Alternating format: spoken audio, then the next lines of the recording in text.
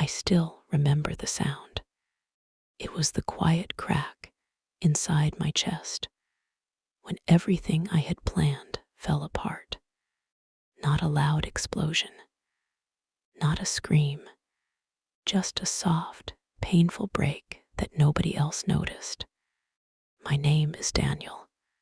At 17, I thought I had life figured out. I had a notebook under my bed filled with plans. Real plans. Neat handwriting. Straight lines. Dates circled in red. I believed if I planned hard enough, life would obey me. I was wrong.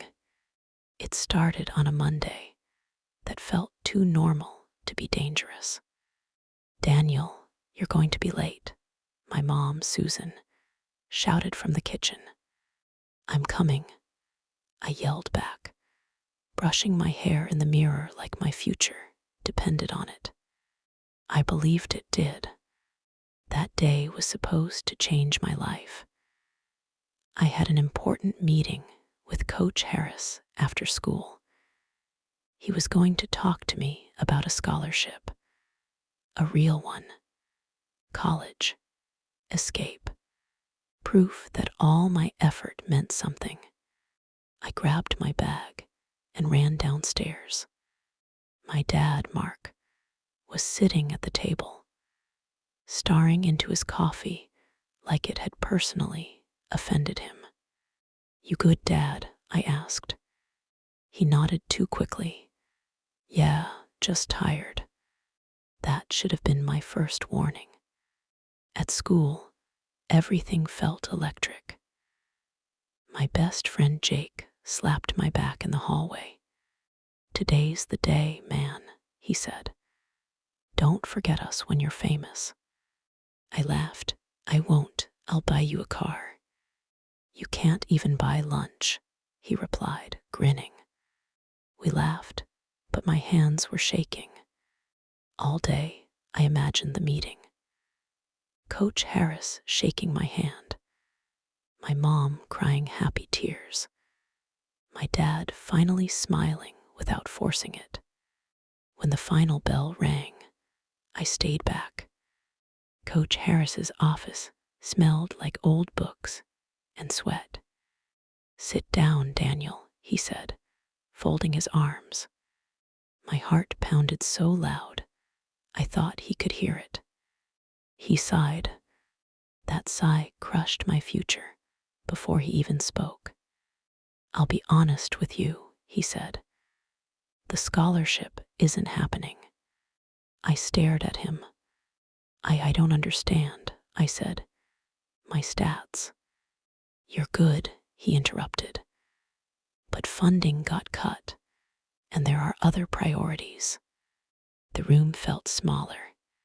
So that's it, I whispered. He nodded. I'm sorry. I don't remember leaving his office. I remember the hallway spinning. I remember my phone buzzing with a message from Jake. How did it go? I didn't reply. That night, my plans crumbled completely. When I got home, my parents were sitting on the couch. Too close, too quiet. Mom's eyes were red. Dad wouldn't look at me. What's going on? I asked. Mom reached for my hand. Daniel, sweetheart, your father lost his job today. The words hit harder than the scholarship news. What? I said, but how? Dad cleared his throat. Company downsized. I laughed. I actually laughed. Okay, I said, nice joke. No one laughed with me. That's when I knew.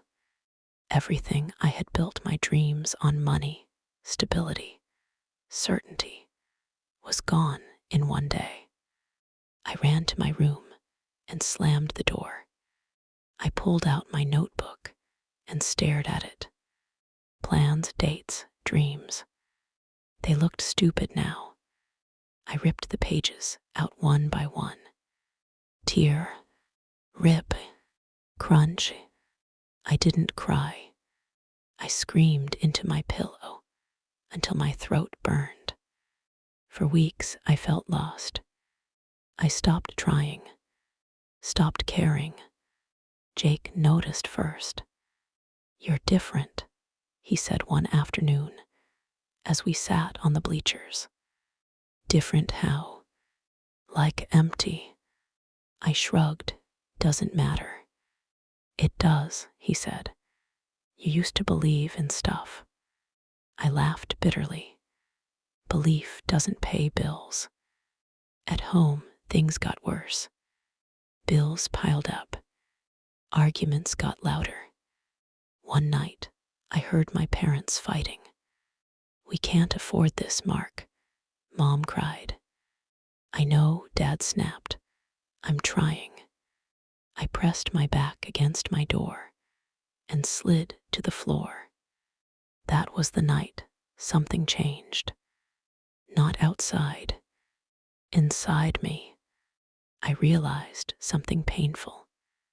No one was coming to save me. No perfect plan was going to appear. If I wanted to grow, I had to learn how without the comfort of certainty. The next morning, I walked into the garage. My dad was sitting there, tools spread around him, fixing something broken. "Need help?" I asked. He looked surprised. "Sure." We worked in silence. Then he said, "You know, Daniel, when plans fail, it doesn't mean life ends." I scoffed. "Easy for you to say." He wiped his hands and looked at me. "I lost my dream job today," he said.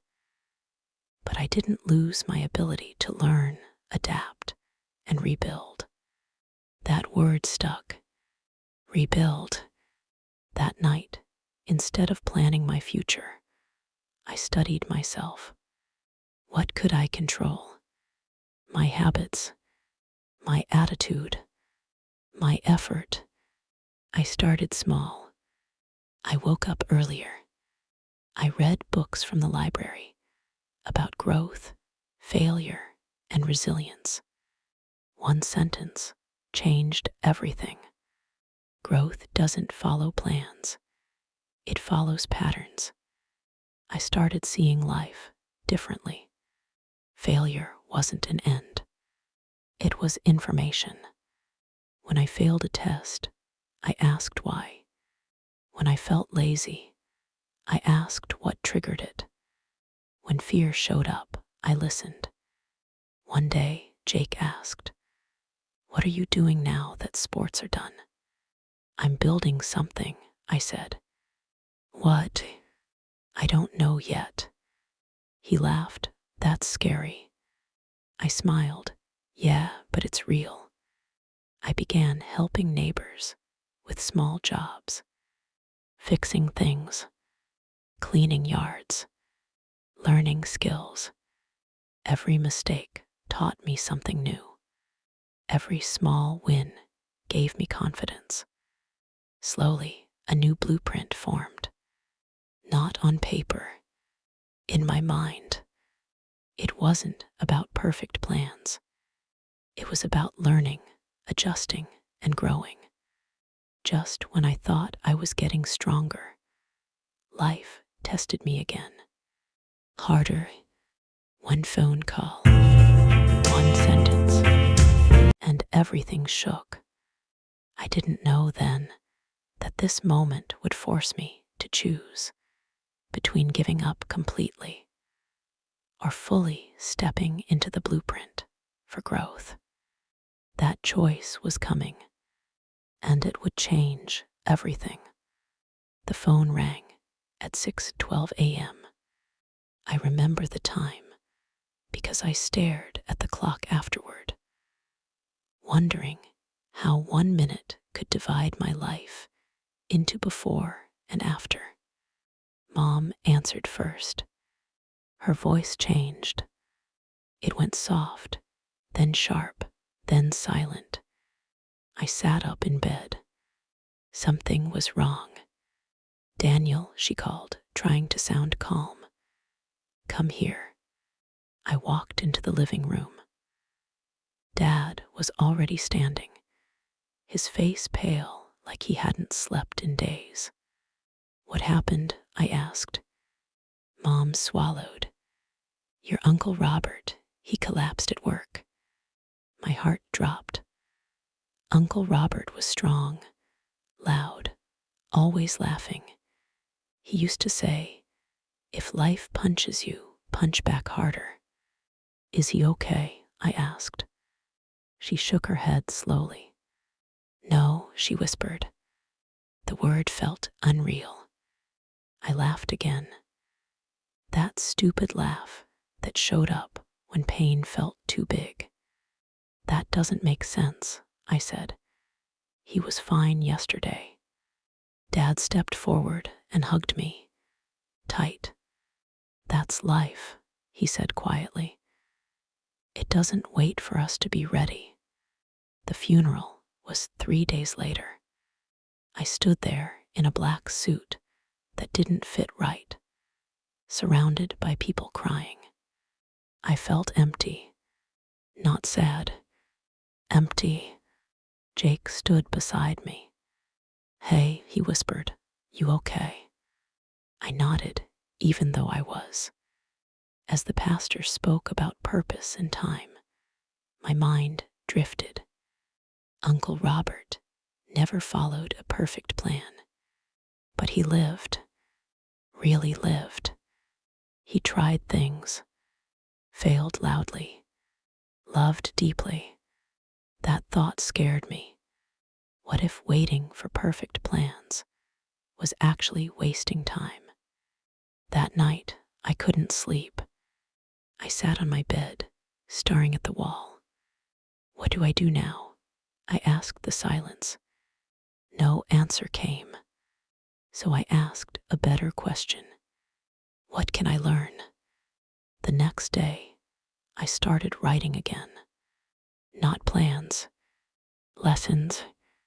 I wrote about the scholarship rejection. Lesson, don't tie your worth to one outcome.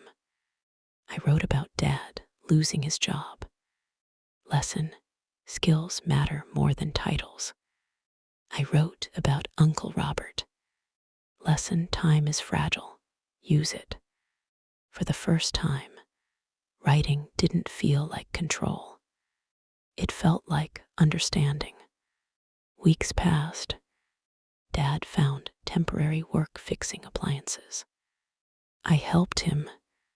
One afternoon, a woman named Mrs. Carter watched us repair her washing machine. You're good with your hands, she said to me. I'm learning, I replied. She smiled. That's how growth starts. Those words stayed with me. At school, things were different. I wasn't the athlete anymore. I was just Daniel. Some kids ignored me. Some whispered. One guy laughed. So much for your big future. I wanted to punch him. Instead, I walked away. That was new. Jake noticed. You're calmer, he said. Like stronger. I don't feel strong, I admitted. That's usually when you are, he replied. One day, our guidance counselor, Mr. Thompson, called me in. So, Daniel, he said, adjusting his glasses. What's your plan now? I hesitated. Old me would have panicked. New me breathed. I'm figuring it out, I said. But I'm learning how I learn. He raised an eyebrow. Explain. I fail, I said. Then I study the failure. He smiled slowly. That's rare at your age. I left his office, feeling something strange. Pride. But life wasn't done testing me. One evening, Dad came home angry. They rejected my application. he snapped, throwing his bag down. Mom sighed. Another one. Another one, he said. The room filled with tension. I felt that old fear creeping back. What if growth wasn't enough? What if effort still failed? That night, I almost gave up.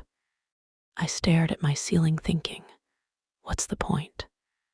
Then my phone buzzed. A message from Jake. You remember when you said failure is information? What's this one telling you? I laughed quietly. Even my friend was learning from me now.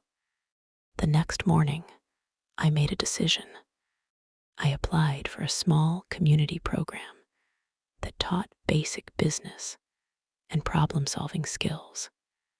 No guarantee, no fame, just learning. When the acceptance email came, I stared at it like it might disappear.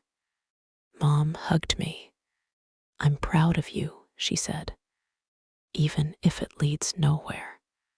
She smiled, especially then. The classes were hard. I failed presentations, messed up projects, got nervous speaking, but each mistake taught me something new. Confidence wasn't magic. It was built, brick by brick. One night, while working late, Dad watched me studying. You've changed, he said. How? You don't wait anymore, he replied. You move. I nodded. I finally understood. Plans crumble because they're fragile. Growth survives because it adapts. Just when I started believing I had found my rhythm, something unexpected happened. Something that tested whether this blueprint for growth was real or just another idea I was holding onto. The test arrived the next morning, and it didn't ask politely. It demanded a decision, one that could either push me forward or pull me back into fear. And I wasn't sure I was ready. The decision showed up wearing a hoodie and holding a clipboard. That morning at school, an announcement crackled over the loudspeaker. Students interested in representing the school at the Regional Innovation Challenge should report to room 214 after classes. Jake turned to me, eyes wide.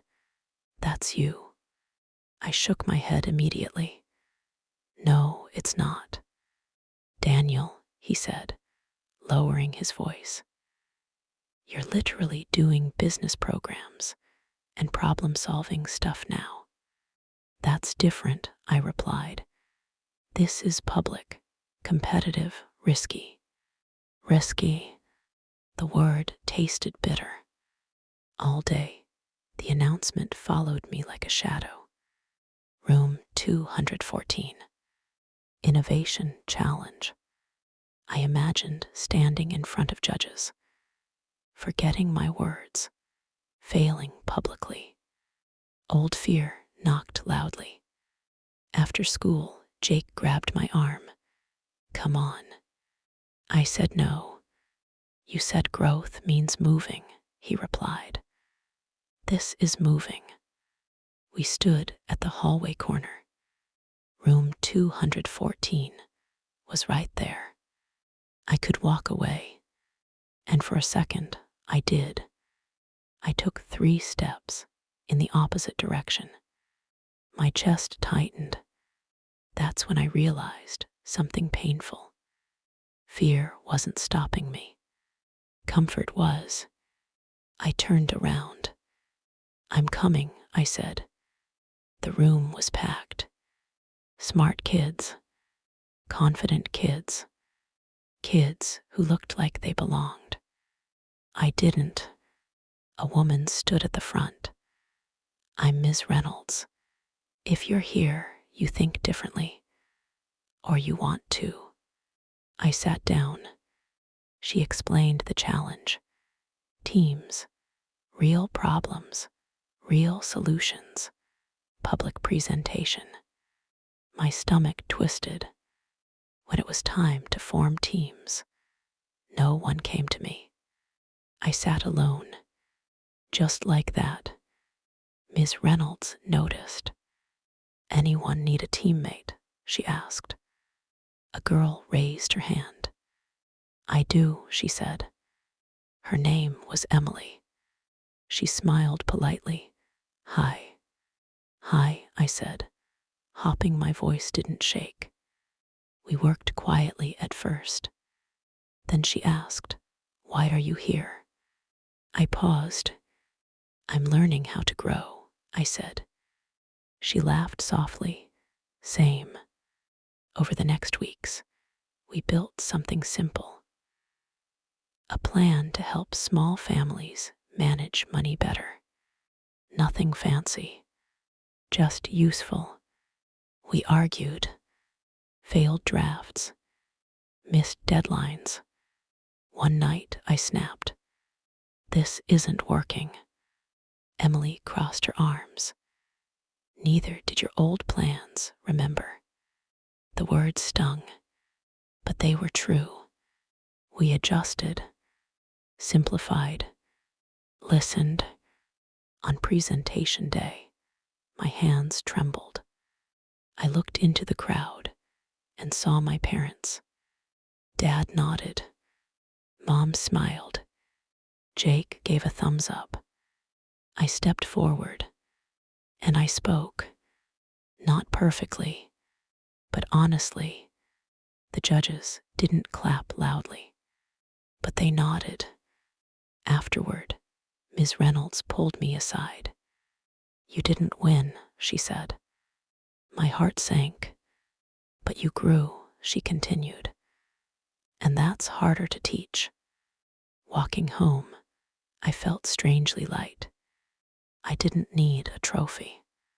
I had proof that fear didn't control me anymore. That night, Dad told me something he hadn't shared before. I was scared after losing my job, he said. But watching you rebuild taught me how. That shocked me. I was the student. How was I teaching anyone? The next week, something unexpected happened. The community program offered me a chance to help mentor younger kids. A mentor.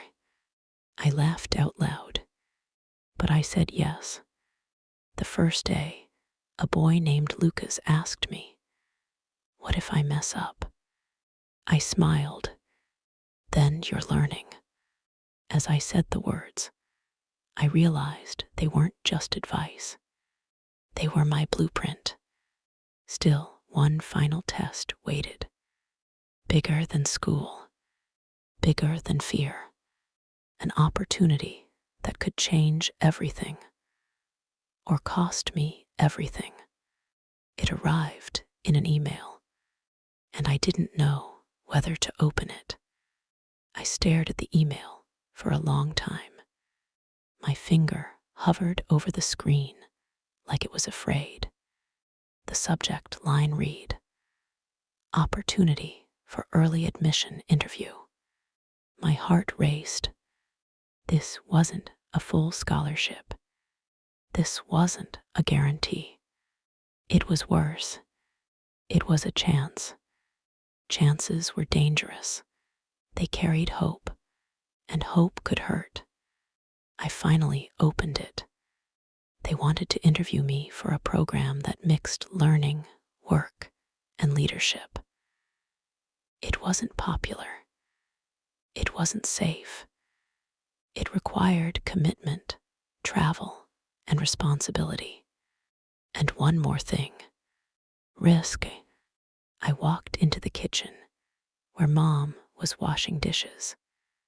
Mom, I said slowly, what do you do when something scares you but feels right? She didn't stop washing. I do it scared, she replied. Dad looked up from the table. What's going on? I handed him my phone. He read the email quietly. Then he smiled. Not a forced smile, a real one. This is growth knocking, he said. You gonna answer?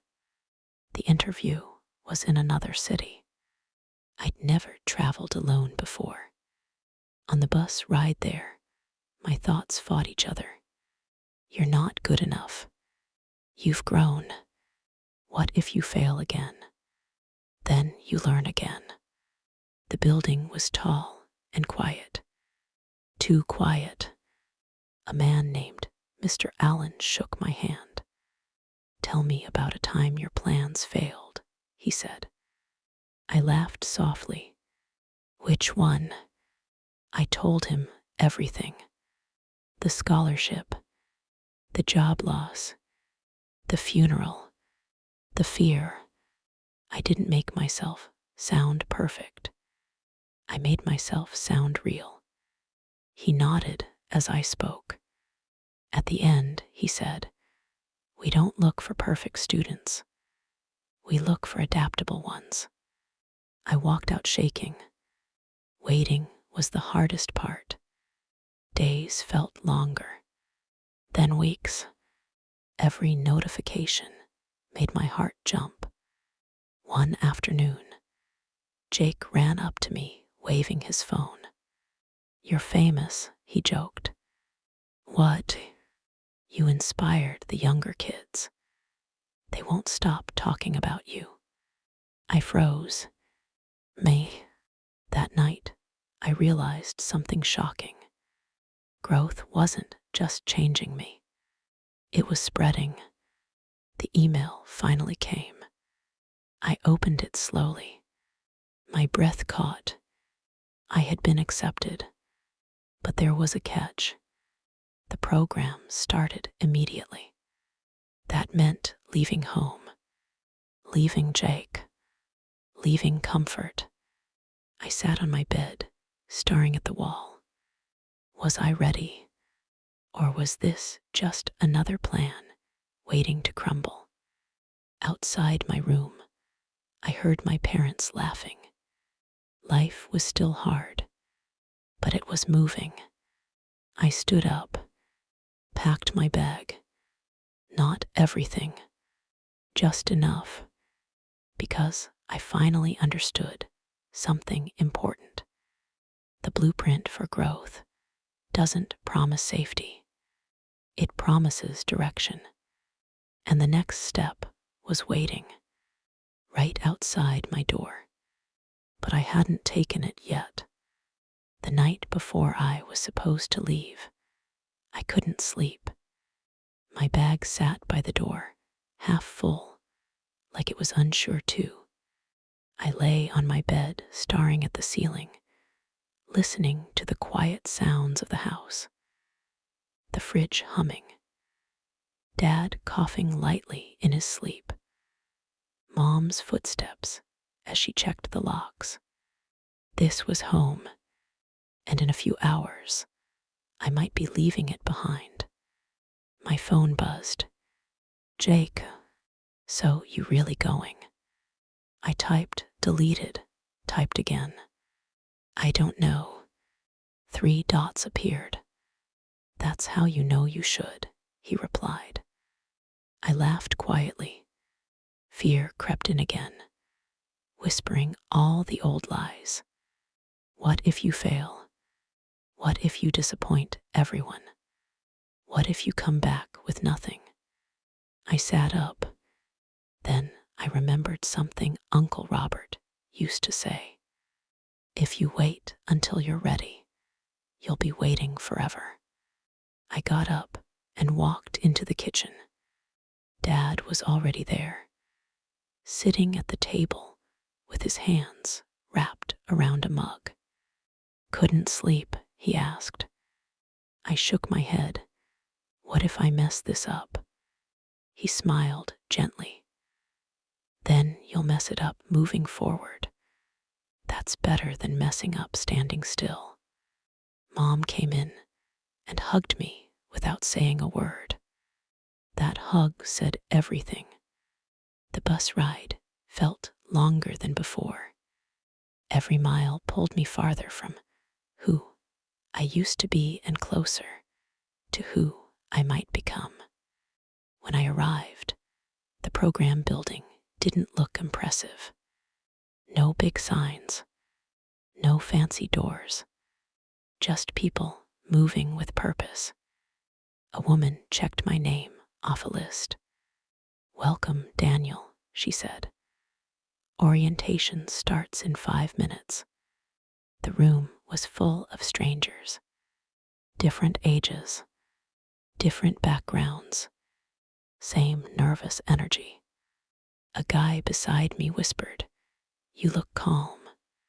I laughed. "I'm not. My name's Ryan," he said.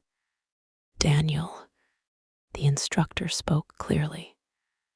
"This program will break your routines, test your patience, and challenge your identity." Great, I thought. She continued, "If you're here for comfort, you won't last." That sentence hit hard. The first week was brutal. Early mornings, tough questions, group tasks that fell apart. One assignment failed so badly our team just stared at each other in silence. "I think we ruined it," Ryan said. I felt panic rising. Then I stopped.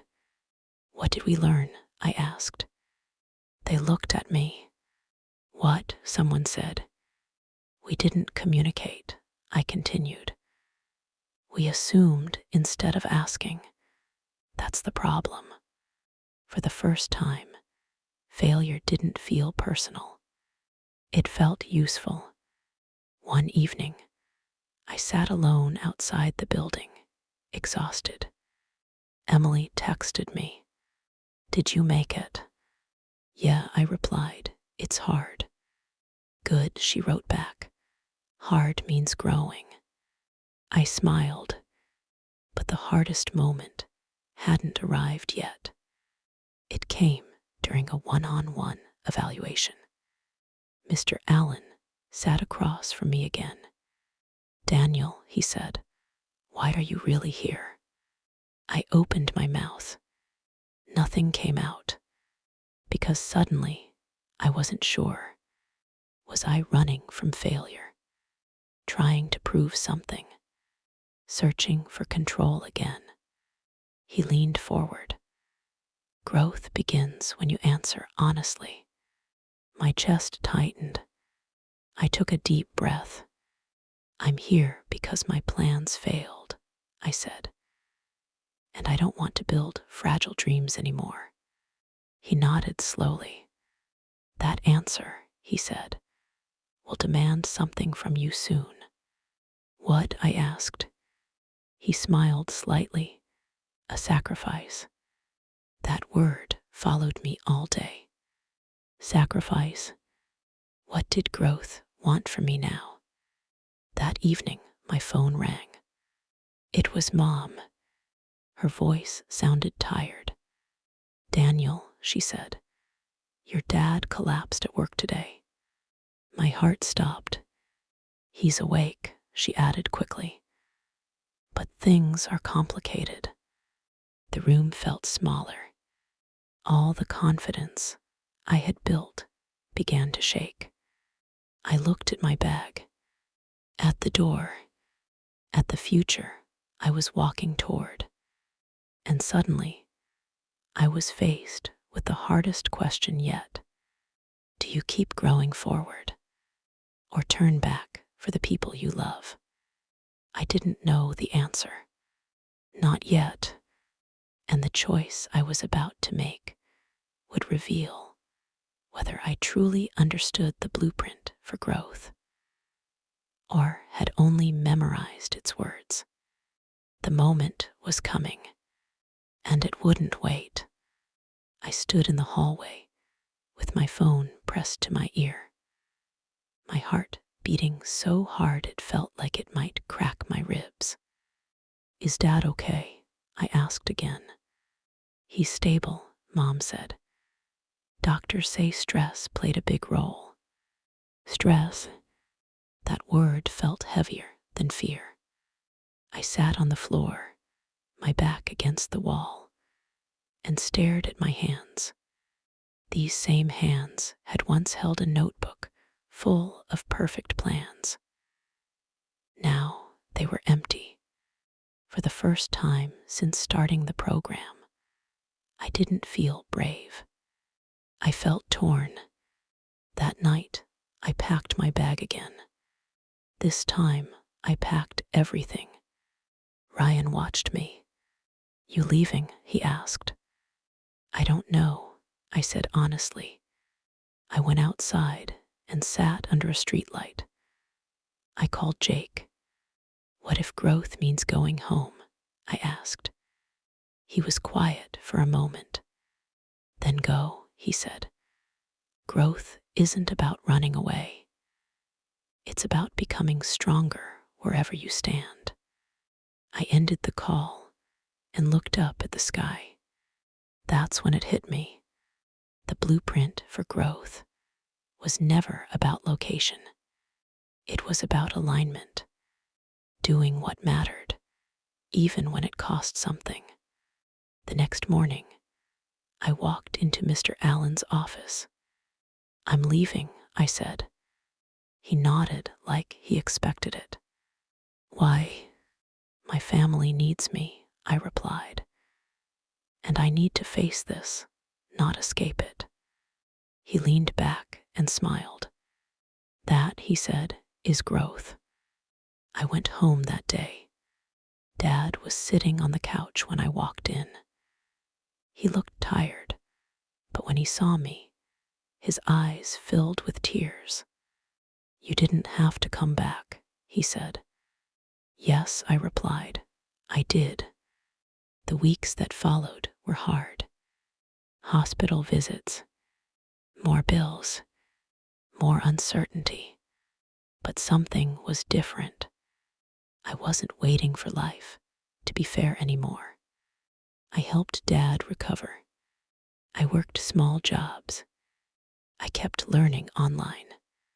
I mentored kids in the evenings. Growth didn't stop because I left the program. It deepened. One afternoon, Dad sat beside me on the porch. "You know," he said, "losing my job felt like failure. But watching you, I see now it was a turning point." I smiled. That's how it felt for me too. Months later, I received another email, an invitation to rejoin the program. This time with flexibility. This time with support. I didn't rush to reply. I looked at my life, at my family, at who I had become. Then I smiled and typed back, "Yes," not because it was perfect, but because I was ready. Looking back, I understand now. Plans crumble because they depend on control. Growth succeeds because it depends on character. My blueprint for growth wasn't written in a notebook. It was carved through failure, fear, love, and responsibility. And I know this now. When life breaks your plans, it's not punishing you. It's inviting you to build something stronger, something real, something that grows, even when everything else falls apart.